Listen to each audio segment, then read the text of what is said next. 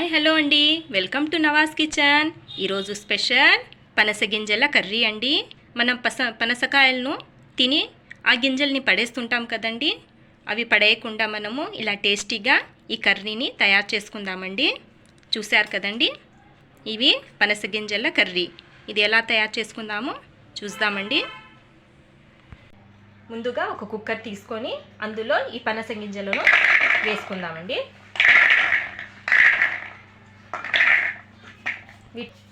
2 గ్లాసుల నీళ్లను వేసుకుందాము.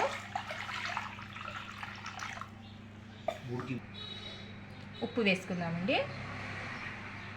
ఉప్పు వేసుకున్న తర్వాత వీటిని 2 లేదా 3 విజిల్స్ వచ్చేంత వరకు ఉడికించుకుందామండి.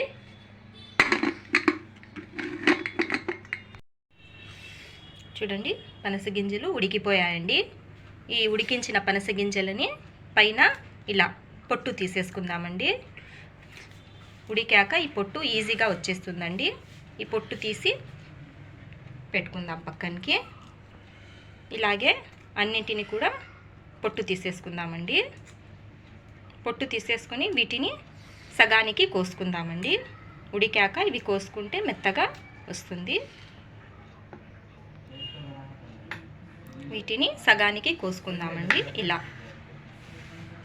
ఉడికాక ఇవి మెత్తగా ఉంటాయి కదండి, కోసుకోవడానికి ఈజీగా ఉంటుంది. ఇలా చూడండి, ఇలా పనస గింజల్ని వీటిని అన్నింటిని అండి పొట్టు తీసి ఇలా సగానికి కోసుకుందామండి. స్టవ్ మీద కడాయి పెట్టుకొని ఆయిల్ వేసుకుందామండి. ఆయిల్ వేడయ్యాక ఉల్లిపాయ ముక్కలు వేసుకుందామండి.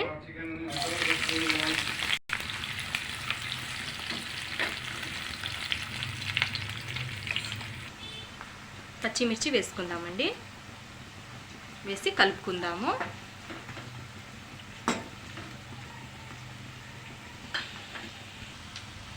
ఉల్లిపాయలు మగ్గాక ఇందులో అల్లం వెల్లుల్లి పేస్ట్ 3 స్పూన్లు వేసుకొని కలుపుకుందామండి. ఇందులో ధనియా పౌడర్ అండి, 1 స్పూన్ ధనియా పౌడర్, 1 స్పూన్ జీలకర్ర పొడి, కారం 1 స్పూన్,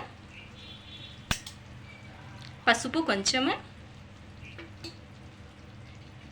సరిపడా ఉప్పు అండి వేసుకొని అన్నింటినీ కలుపుకుందామండి.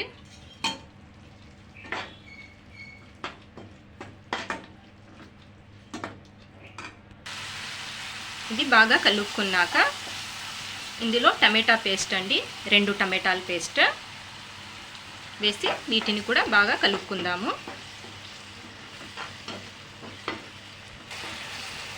వీటిని 2 నిమిషాలు బాగా వేగించుకుందామండి. ఈ మసాలా అంతా వేగాక చూడండి, ఇది మనం పొట్టు తీసి కట్ చేసుకున్న పనస గింజలండి. వీటిని వేసుకుందాము. వేసుకొని వీటిని బాగా కలుపుకుందామండి.